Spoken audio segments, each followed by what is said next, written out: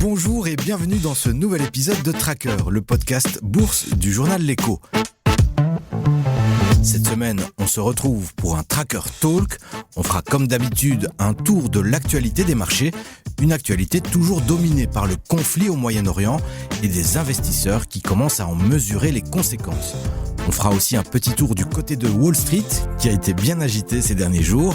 Les méga-caps de la Big Tech américaine ont publié leurs résultats trimestriels.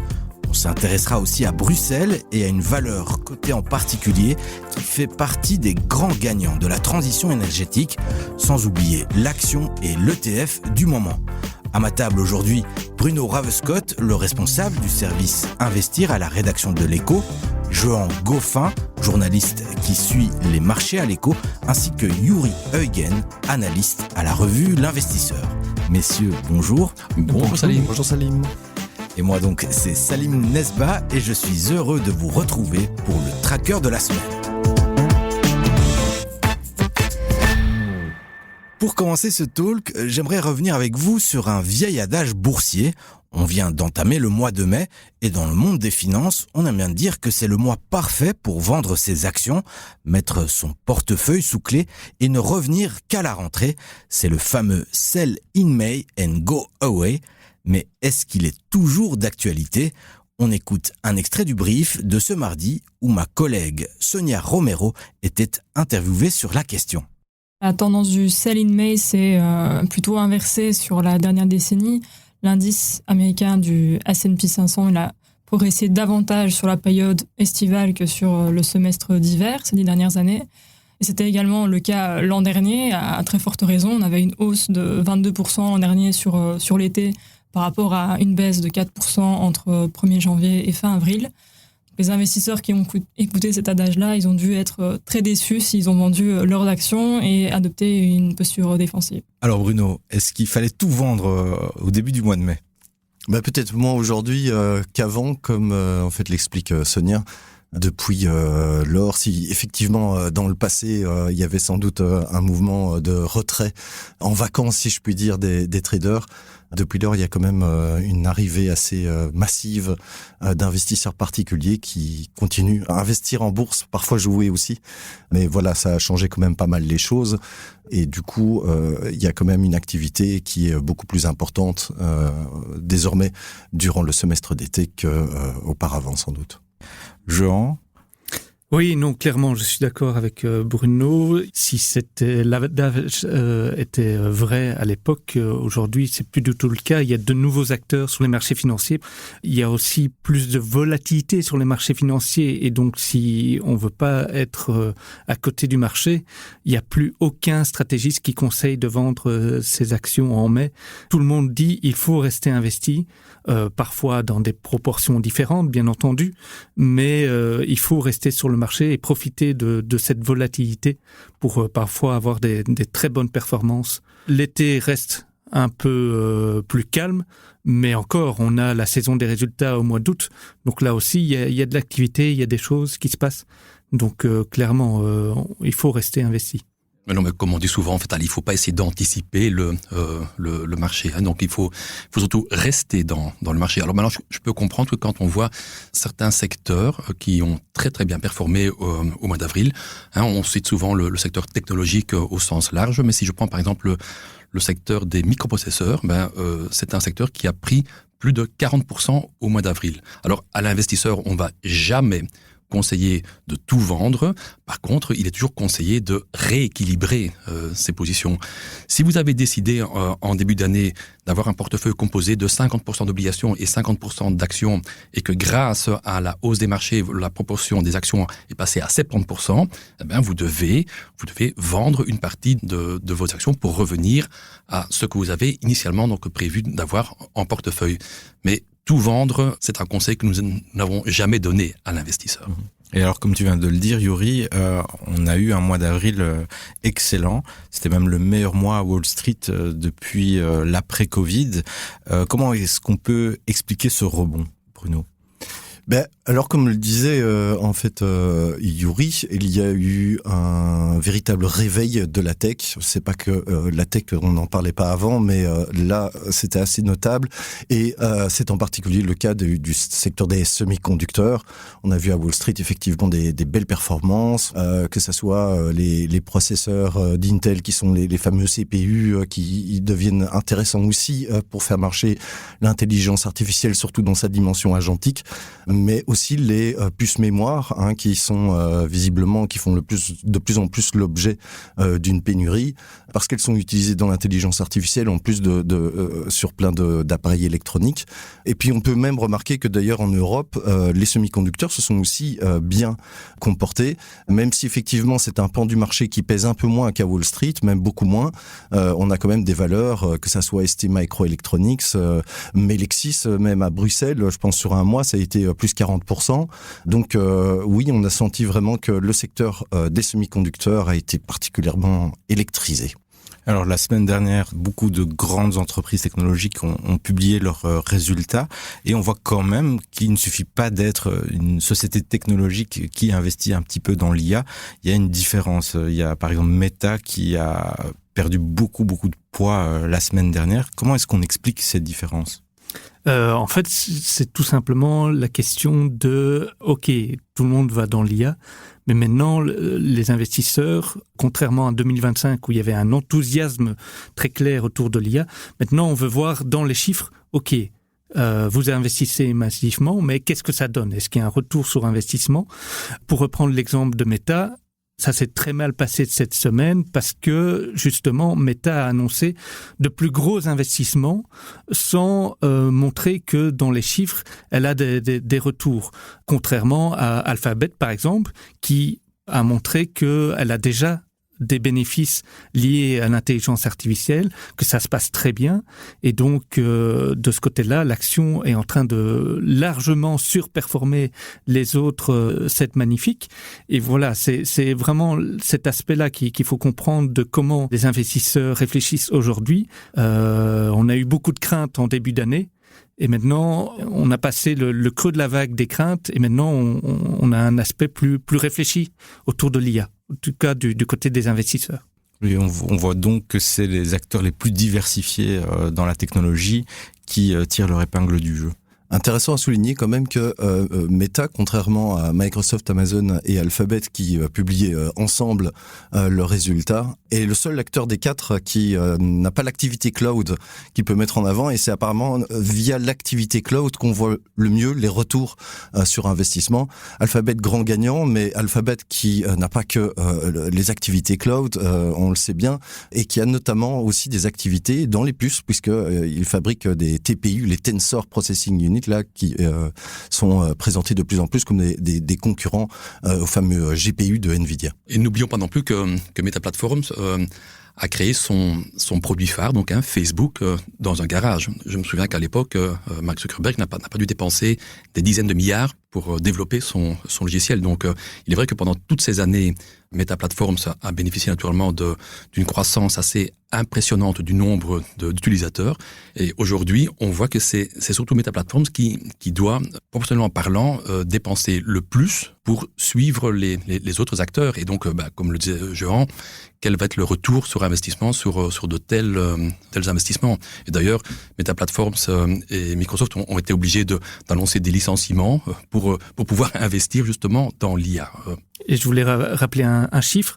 Donc ici, les 4 grandes entreprises américaines, Big Tech, qui ont annoncé encore de nouvelles dépenses dans l'IA, le chiffre atteint 725 milliards de dollars juste pour cette année.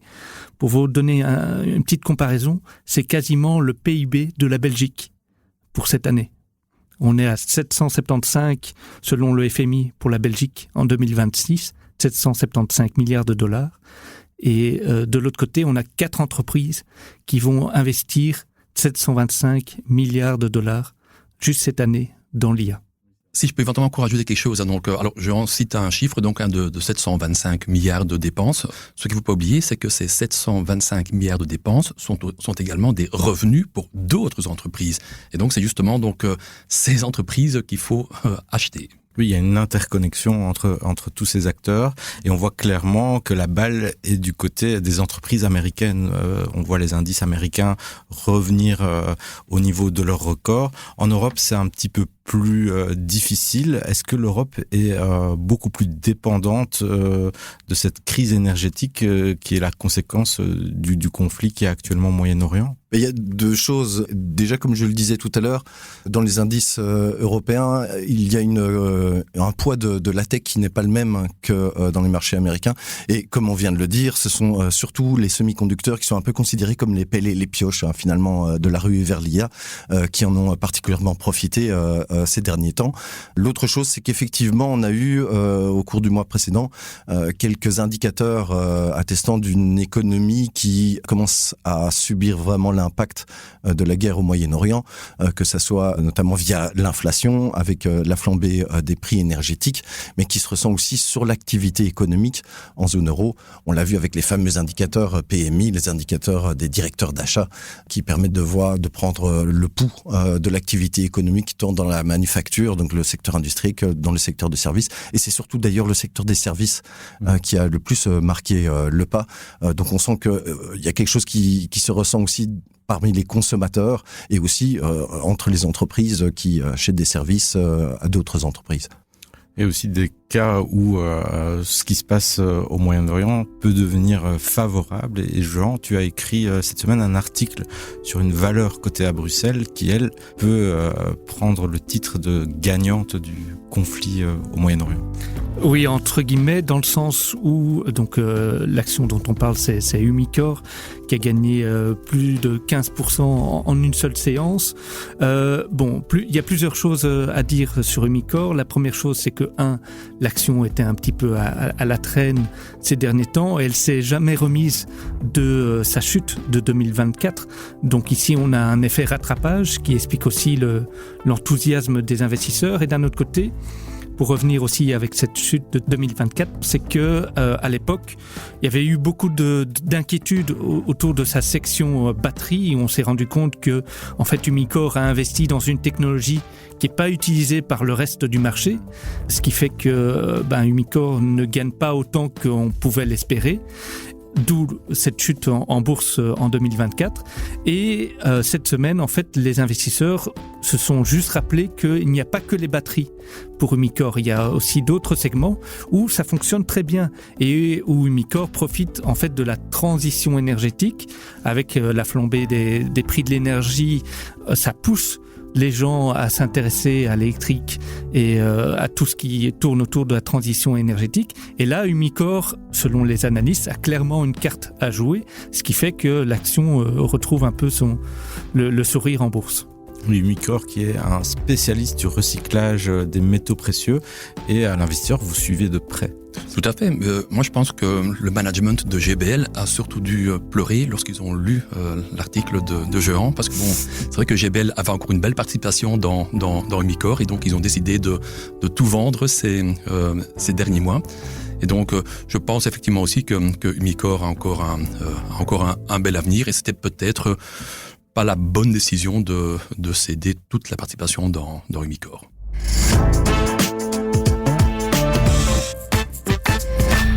Alors, la semaine dernière, on en a parlé, plusieurs banques centrales ont tenu leur réunion de politique monétaire et dans les commentaires des banquiers centraux, on pouvait déceler un certain attentisme, voire même du pessimisme. Given the position we are in, we believe that these 6 weeks will be the right time to assess the development, to understand in particular the outcome, possibly, of the conflict, in order to make an informed decision on verified and revisited information that we will receive in the next 6 months. Donc de l'attentisme, c'était notamment le cas à la Banque Centrale Européenne. Là, on vient d'entendre sa présidente, Christine Lagarde. Elle juge les informations en sa disposition insuffisantes pour juger de l'impact du conflit au Moyen-Orient sur les finances et l'inflation en zone euro. Alors messieurs, quel est le plus gros risque pour les grandes économies de la planète ? Alors, en fait, il y a une grande question autour de la stagflation. La stagflation, pour rappeler, c'est la contraction d'une inflation élevée et de l'autre côté, une croissance qui stagne, d'où stagflation.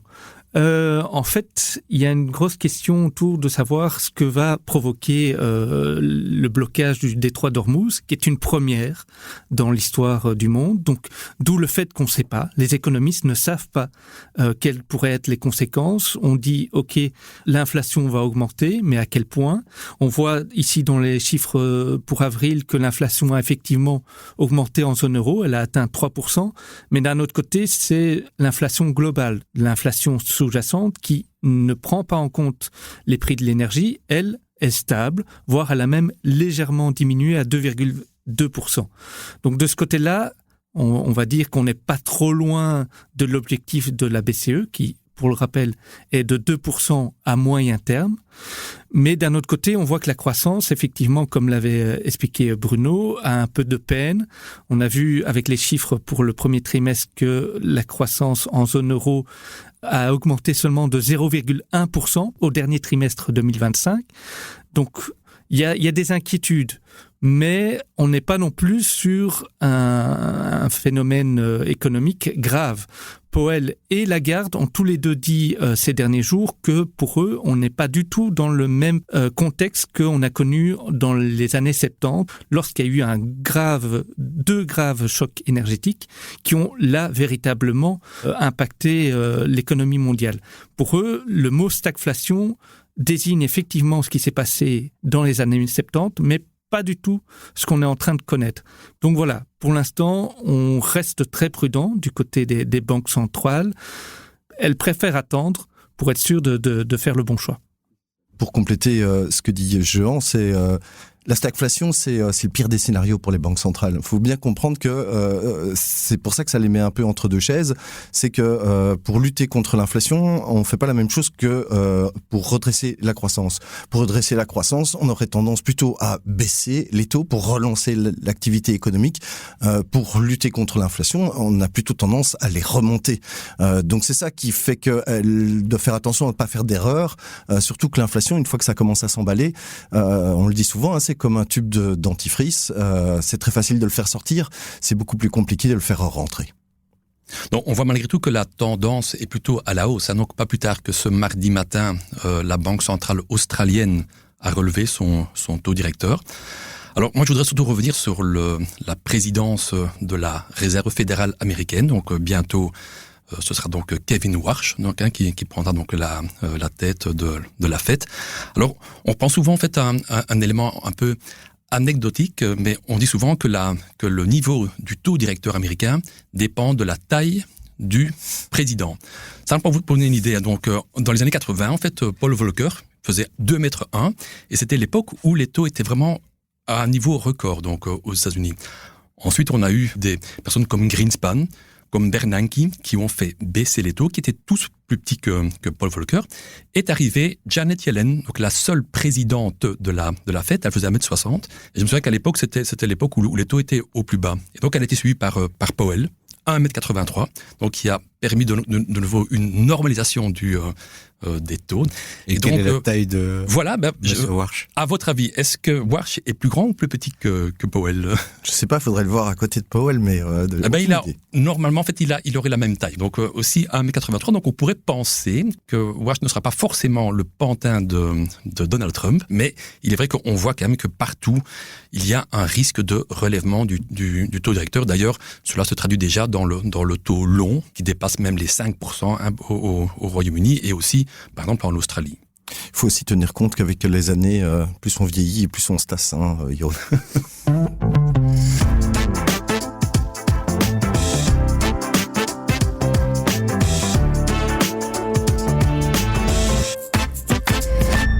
Nous passons maintenant aux actions et aux ETF du moment. Mais avant ça, un petit mot sur la revue L'Investisseur, qui, comme vous le savez peut-être, est éditée par Mediafin, également éditeur du journal L'Écho. L'Investisseur a revu son format, mais pas que, Yuri. Merci Salim de nous donner donc 30 secondes pour faire de la pub pour notre nouveau magazine. En fait, on n'a pas tellement changé le contenu, on a surtout voulu changer la forme du magazine. Donc on est passé de 16 pages à 24 pages avec un peu plus de blanc et d'images. Alors ce qu'on a surtout ajouté, donc c'est quelques rubriques telles que la semaine à venir, donc où on donne déjà des éléments donc pour la semaine qui vient. On met aussi l'accent sur les trackers, donc de plus en plus.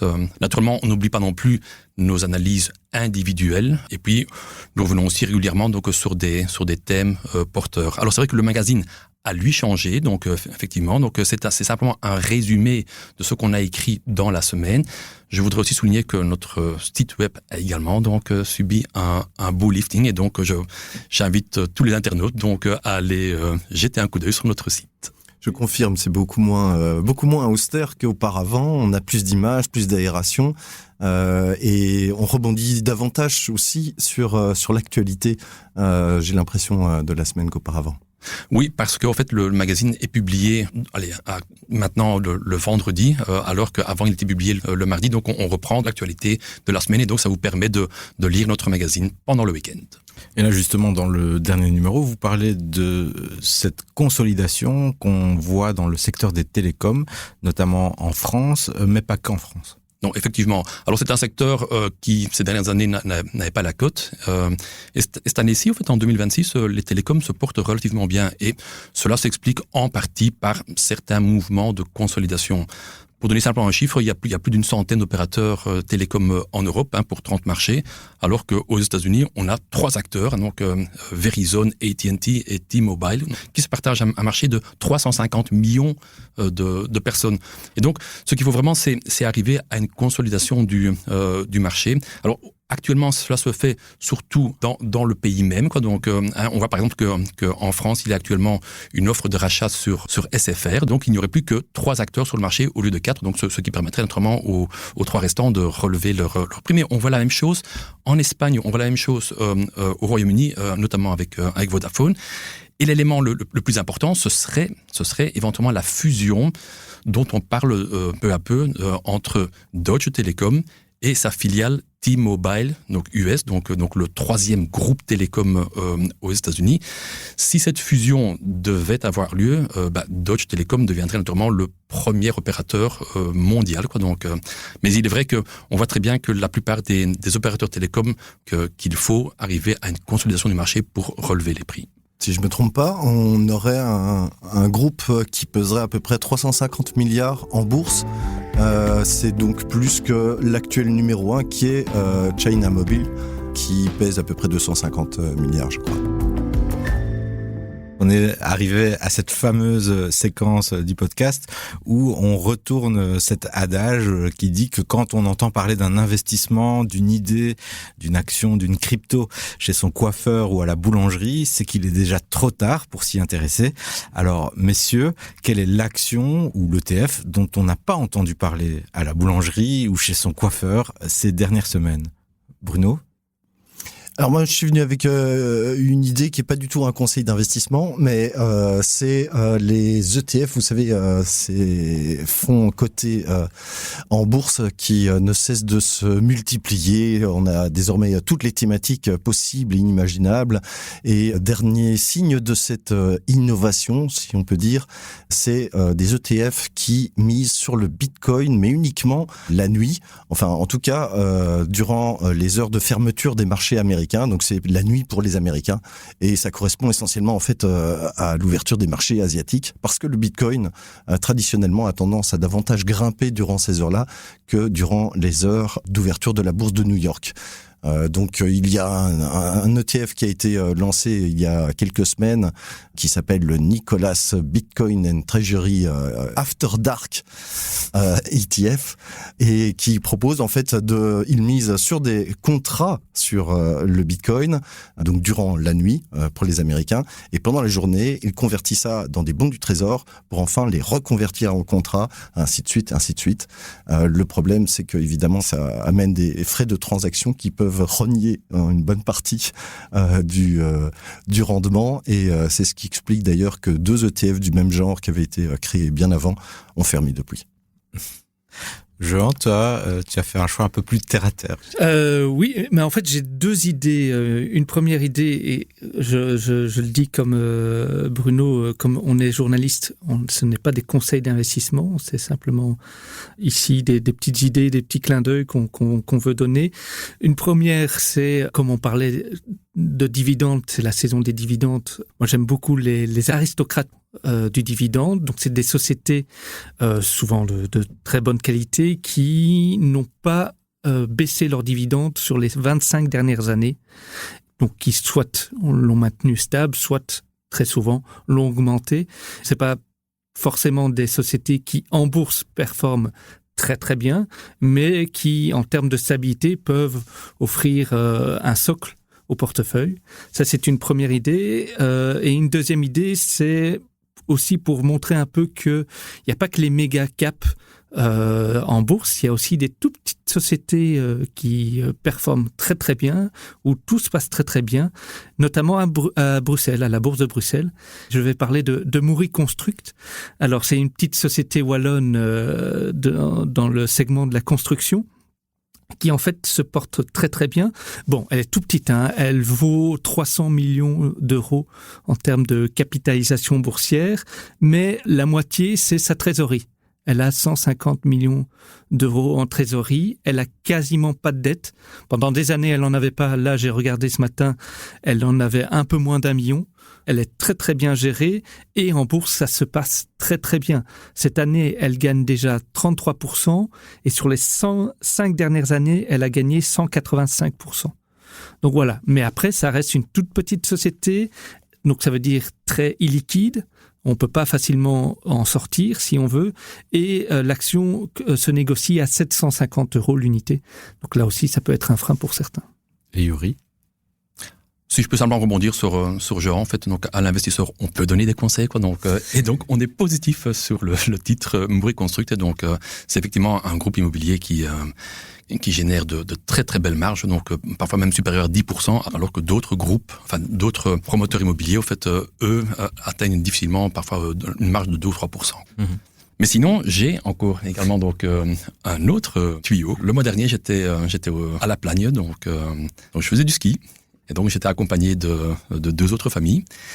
Et je dois avouer que les 2 autres familles, en fait, apparemment, ne suivent pas trop la bourse, parce qu'en fait, à un moment donné, je leur dis, tiens, vous êtes conscient que le Tirfest, là, donc, c'est en fait une société cotée, quoi. Donc, et donc, c'est une société, en fait, qui, au mois de mars, valait 29 €. Actuellement, elle se négocie à 21 €. Compagnie des Alpes. Compagnie des Alpes, effectivement. Alors, c'est vrai que ce qui est marrant, en fait, avec Compagnie des Alpes, lorsque vous êtes actionnaire de Compagnie des Alpes, si vous avez 400 titres, vous pouvez soit bénéficier, au fait, d'un pass de ski à choisir, quoi. Donc, ou vous pouvez également donc obtenir, en fait, des entrées donc dans les parcs d'attractions qu'il gère également, parce que donc Compagnie des Alpes, ce n'est pas simplement des domaines de ski, mais c'est également donc des parcs d'attractions comme Walibi, Belleward, Futuroscope et j'en passe, quoi. Donc, alors c'est vrai que le titre a fortement reculé, mais sinon, je dois avouer que la qualité de la neige en avril à La Plagne était excellente, quoi. Donc à mon avis, les chiffres seront encore très bons, et donc on ne paye que 10 fois le bénéfice pour cette valeur, ce n'est pas beaucoup, et qu'une seule fois la valeur comptable. Donc ça veut dire que si demain, Compagnie des Alpes devait dire, tiens, on arrête le business, eh ben, il serait logique qu'au moins la valeur comptable revienne aux actionnaires. Donc vous payez qu'une seule fois cette valeur comptable, et donc c'est un niveau très faible pour cette valeur.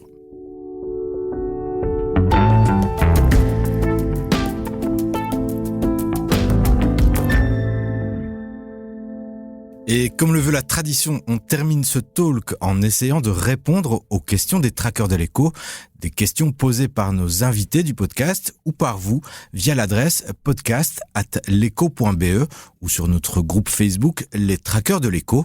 Cette semaine, c'est l'invité de l'épisode 118 qui a une question pour vous, messieurs. On écoute Jérôme Folk, directeur de la distribution pour BlackRock en Belgique et au Luxembourg. J'aimerais demander aux trackers de l'écho s'ils pensent que le marché est actuellement trop optimiste. Alors, Bruno ? Trop optimiste, c'est toujours difficile à dire, mais optimiste, certainement, parce que effectivement, la guerre n'est pas terminée, malgré ce qu'en dit Trump, et l'incertitude persiste, alors que les indices boursiers, c'est particulièrement le cas quand même à Wall Street, ne cessent de battre des nouveaux records jour après jour. Donc voilà, à garder ça en tête en se disant, voilà, faut peut-être rester prudent. Ça ne doit pas empêcher les gens de rester investis, évidemment, en bourse, mais peut-être de ne pas faire de paris trop imprudents, si je puis dire. Jean ? Très bonne question. Je pense effectivement que l'optimisme est assez élevé. Comme je disais, les banquiers centraux ne savent pas quelles seront les conséquences précises du blocage du détroit d'Ormuz sur l'économie mondiale. Donc c'est inconnu, il faut le garder en tête en tant qu'investisseur. Mais d'un autre côté, la performance des indices mondiaux n'est pas exceptionnelle non plus, dans le sens où ce qui surperforme en ce moment, c'est l'IA qui n'est pas du tout touchée par ce qui se passe au Moyen-Orient. Donc c'est, on va dire, logique d'une certaine façon. Donc optimisme, oui, mais compréhensible. Et Yuri ? Bon, le marché est surtout tiré par une poignée de valeurs. Hein. Je pourrais vous citer beaucoup de valeurs qui n'ont pas fortement progressé ces derniers mois, ou même en 2025. Donc c'est vrai que moi, ce qui me chiffonne un peu, c'est qu'effectivement, il y a toujours le dossier Ukraine dont on ne parle plus, ou pas beaucoup. Le fait de payer un baril plus de $100, ça commence à devenir normal. Alors, je n'exclus pas qu'en 2026, il y ait encore d'autres périodes où les marchés vont encore connaître une belle baisse, mais on constate malgré tout que les buy the dip continuent donc à être très fréquents.